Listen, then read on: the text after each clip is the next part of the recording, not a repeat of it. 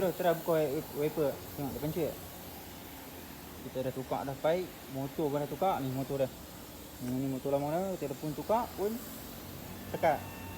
Alih. Tokar tu lah. Tokar tu je. Oh ayak tak ada.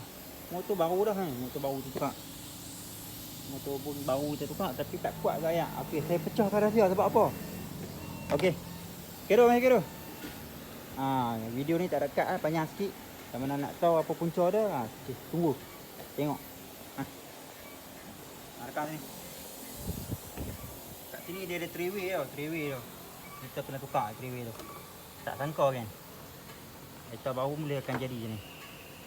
3-way ni dah rosak dah bawah dah. Okey, kita tukar tengok.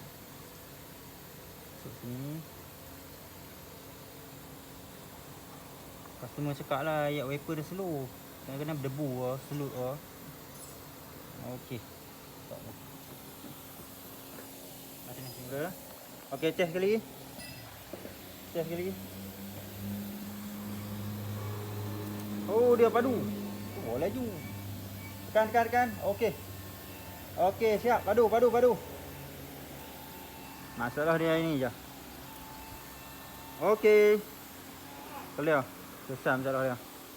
Motor mana tukar baru pun jadi juga. Tak sangka Rupanya menatang Allah ni saja masalah. Nak letak kat benda-benda tu, freeway ni. Okey, tengok kat beg aku ni. Cara nak pasang pun mudah. Buka wiper dua tu, cabut ni je naik klik. Boleh buat DIY nanti kat rumah. Baru. Mesti siapa-siapa yang pengguna perdua masalah yang sama macam ni kan. Ayak dia slow. Okey.